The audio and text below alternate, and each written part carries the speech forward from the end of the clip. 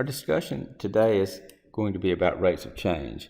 There are lots of real-life applications of rates of change, physics things like velocity acceleration, normal everyday things like population growth rates, unemployment rates, production rates, water flow rates. You can just go on with how important the idea of a rate of change is. But there's one thing we need to get straight from the beginning. When we talk about rates of change, for us, we're going to be talking about one of two things, either an average rate of change or an instantaneous rate of change. The distinction is like the distinction that we talked about earlier. I'll bring back up the graphs that we looked at an earlier discussion, where if you're looking at the slope of the line between 2 points on a curve, that's like the slope of a secant line. And as the 2 points move closer and closer together, if you let those 2 points merge, you finally get one point essentially right on top of the other point. And so you go from left to right. You're going from finding the slope of a secant line between 2 points on a curve. That's an average rate of change. Even if the points get closer together, that's still 2 points, and that's still an average rate of change. But as soon as you've done it in the limit and made those 2 points merge, it's no longer a secant line, it's a tangent line, and that's just 1 point, and that's an instantaneous rate of change. So that's the analogy between what we talked about earlier. An average rate of change is a calculation of the slope using 2 points on the curve. When you get the instantaneous rate of change, you only have 1 point, and you have to take the derivative in order to get that. That's what we've learned earlier. You can also make an analogy to driving. If you drive from Tuscaloosa to Birmingham, you can calculate an average rate of travel in miles per hour. And that doesn't mean you were going that exact speed the whole time. That just means on average you were. On the other hand, you could look at a certain mile marker on the interstate and look at your speedometer, and that would tell you what you're going right then. That's an instantaneous rate of change. So these analogies, you need to sort of use those to help understand this better. An average rate of change is like finding the slope of a line given 2 points. An instantaneous rate of change is when you only have 1 point, and that's where you need to know how to take the derivative. So all of that stuff we talked about earlier, but I want to bring that back in to explain how these rates of change are analogous to some of these other things we talked about already. So the average rate of change is just delta y over delta x. It's the change in the y coordinates over the change in the x coordinates. F of b minus f of a is the change in the y coordinates. B minus a is the change in the x coordinates. So all you're doing is computing the slope of the line that goes through those 2 points. If you want to remember it as rise over run, it's the same old slope formula you've known since pre-algebra. You might want to note that f of a is the value of the function at the left endpoint of the interval, and f of b is the value of the function at the right endpoint of the interval. And if you take the difference between b and a, that tells you how long the interval is. Let's do an example. Find the average rate of change of the function f of x equal x squared plus 10x plus 3 over the interval from minus 5 to 1. I don't want to stop emphasizing how simple this idea is. All you're doing is finding the slope of the line that passes through the 2 points determined by the interval endpoints. So the x-coordinate of one of the points is -5, and the x-coordinate of the other point is 1. In our formulation, the left-hand point is the a, and the right-hand point is the b. So you're going to calculate f of b, so that will be f of 1. If you plug that back into the function and do the calculation, you'll end up with 14. Then you do the same thing with f of a. Remember, a is -5. Plug -5 in, do the calculation, you get -22. And now you just find, those are y coordinates. So to find the average rate of change, you take the rise over run, the change in y over change in x, f of b minus f of a over b minus a. You've calculated all those components. F of b is 14, f of a is -22, b is 1, a is -5. Minus a minus makes plus, so you actually end up with 36 over 6, which turns out to be 6. This is simply finding the slope of the line between 2 points, and the 2 points are given by the interval endpoints. You got -5, that tells you one of the points is -5 something, and then the other point is 1 something. and you have to calculate the y values. Well, how do you calculate the y values? Well, to calculate this y value, you plug 1 in for x, and that's what we did here, and that's how we got 14. And to calculate the y value at minus 5, you plug minus 5 in here, and that's how we got to negative 22, so that goes in here. And then you're just doing rise over run. The slope is rise over run. The rise is the change in the y-coordinates. That'd be 14 minus a minus 22. And the run is the change in the x-coordinates. That's 1 minus a minus 5. And that's where you get the 36 over 6, which is equal to 6, which is the same answer we got here. So don't try to make this difficult. All you're doing is finding the slope of the line between 2 points. And the interval endpoints gives you the x-coordinates of the points, and you have to find the y's before you can calculate the slope. Don't make this difficult. Now, having gotten that, I could also ask you to compare that rate, that average rate of change, with the instantaneous rate of change, well, anywhere really in the interval, but let's say the endpoints at minus 5 and at 1. Remember, the instantaneous rate of change is the slope of the tangent line. In order to find the slope of the tangent line, you have to take the derivative. So the first thing we have to do to answer that question is to take the derivative of the original function. Anytime you want instantaneous rate of change, you'll be taking a derivative. But the derivative is easy. It's just going to be 2x plus 10. And to find the instantaneous rate at the left endpoint, you plug minus 5 in, and that gives you 0. And to find the instantaneous rate of change at the right-hand endpoint, you plug 1 into the derivative, and that gives you 12. So the average rate of change over the entire interval from minus 5 to 1 is 6. In the beginning, at negative 5, the instantaneous rate of change is 0, and by the time you get to the end, at the other endpoint at 1, the instantaneous rate of change is 12. On average, over the interval, it was 6, but it can change as you move through the interval. Big picture, average rate of change, you're going to do a slope. Instantaneous rate of change, you're going to take a derivative. How about this? Same question. Find the average rate of change of this function over the interval 1 to 9. Exactly the same work. A is 1, B is 9. We've got to do f of b. That'd be f of 9. Plug 9 in, and you get 1/3. Then do f of a is 1, so that's f of 1, plug 1 in, and you get 1. And now we can calculate the average rate of change as being f of b minus f of a over b minus a, just like we did before. That's 1/3 minus 1 over 9 minus 1. 1/3 minus 1 is negative 2/3. 9 minus 1 is 8. Dividing by 8 is the same as multiplying by its reciprocal of 1/8. And that's negative 2/24, which reduces to negative 1/12. So the average rate of change in that function over the interval from 1 to 9 is 1/12. But I'll ask the same two questions I asked before in the other problem. What is the instantaneous rate of change at the endpoints? Well, the left endpoint is 1 and the right endpoint is 9, but remember, every time you're asked a question about an instantaneous rate of change, you have to take the derivative of the function. But before we can take the derivative of that function, as we've seen before, you need to change that into a form that you can use the power rule. So 1 over the square root of x is the same as x to the minus 1/2. Square root of x is x to the 1/2, but 1 over x to the 1/2 is x to the minus 1/2. You need to get good at this.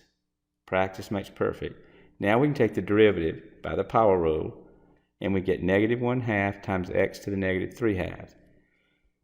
Now, if that were the final answer to the problem, we could just put it into WebAssign, and WebAssign would accept it, and you'd be fine. But that's not the answer to the question. The answer to the question is, what is the instantaneous rate of change at those 2 points? That means we've got to plug 1 back into here and 9 back into here. And for most people, it's going to be easier to plug into something like this if you change it back to a radical. So this is one of the places where I think it's important to have your algebra skills honed so that you can easily go back and forth between fractional exponents and radicals and positive exponents and negative exponents. So here, I would note that x to the negative 3/2 is the same as 1 over x to the positive 3/2. So that's like pushing it into the denominator to make it positive. And then 3/2 power is the square root cubed. So when all is said and done, the minus 1 stays in the numerator, the 2 stays in the denominator, the x goes down to make it positive, and then the 3/2 is a square root cubed. You have to practice these skills. In any case, once you got it, all you do is plug 1 in. That's the left endpoint. You want to know what the derivative is at the left endpoint. And that's easy enough. That comes out to be -1/2. And then you want to see what the derivative is at the other endpoint, which is 9. So you plug 9 in. And again, that's easy enough. And you get -1/54. So the average rate of change of that function over the interval from 1 to 9 is -1/12. At the left-hand endpoint, the instantaneous rate of change is -1/2, and at the right-hand endpoint, the instantaneous rate of change is -1/54. And I don't have to ask about the endpoints. I could ask for anything in between. I could say, what is the rate of change at 3, if I wanted to. Anything in the interval you can find the instantaneous rate of change of with that derivative. How about this? Find the average rate of change of the function f of x equals 3x plus 4 over the interval from 1 to 2. Same question as before. A is 1, b is 2. F of b would be f of 2. Plug 2 into the function and you get 10. Then you want to do f of a. A is 1, so you're doing f of 1, plug it in, you get 7.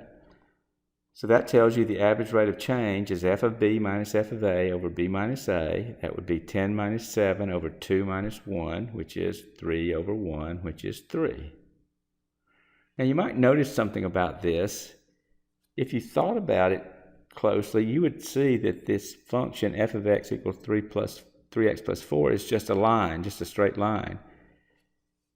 And remember, we talked about earlier, the derivative of anything with just something times x is going to be that something, and that something is the slope for a linear function. So if you ever notice that someone's asking you for an average rate of change for a linear function, you can do all this algebra if you like, but really all you need to do is notice that the slope is going to be the answer. You don't really have to do the algebra if you notice that you're working with a linear function, because the linear function, the rate of change stays the same.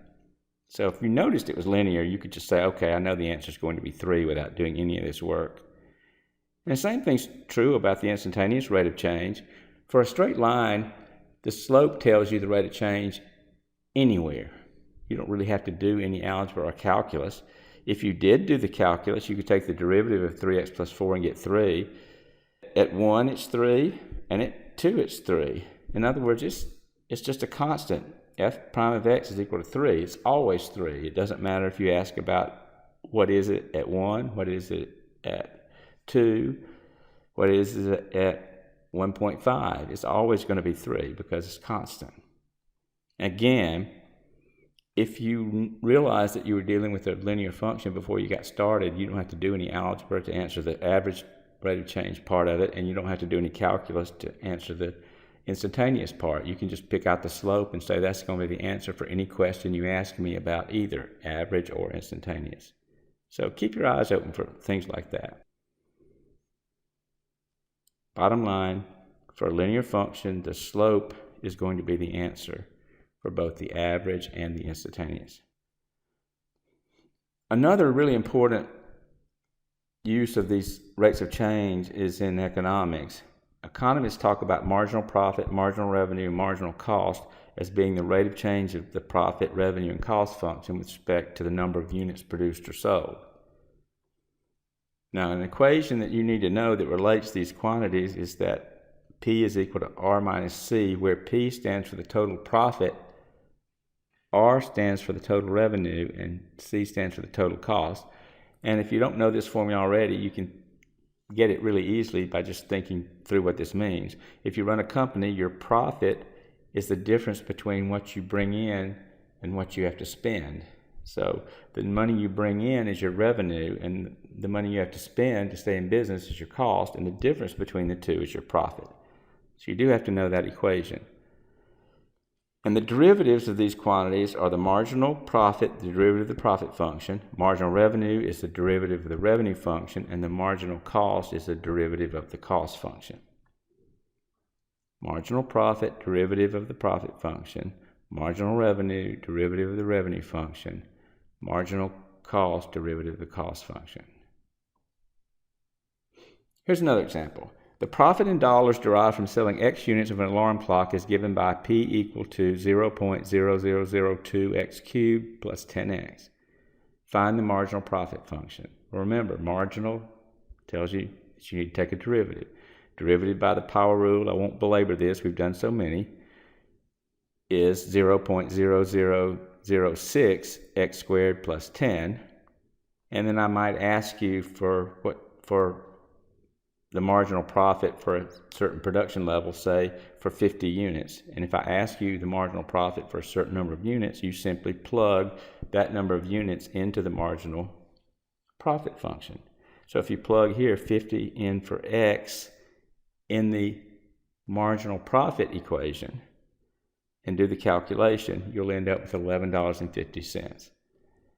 And what that means from a business point of view is that at the production level of 50 units, you can expect about another $11.50 in profit if you produce and sell one more unit.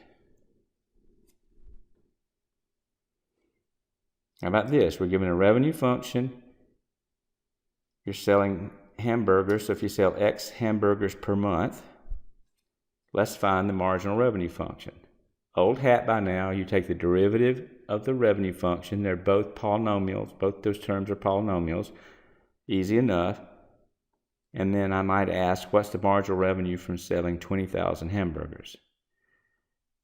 Well, plug 20,000 in for X. This turns out to be pretty easy because 20,000 divided by 10,000 is just 2. So you can see it's going to be $1. So you can expect to make about an extra $1 for selling another burger at the production level of 20,000. If you sell 20,000 burgers and sell another one, you can expect to get a revenue of about $1 on that. If the cost is given by C of X equals 5,000 plus 0.56x for anywhere between 0 and 50,000 burgers, find the marginal cost of producing 20,000 hamburgers. Well, marginal cost means you take the derivative of the cost function.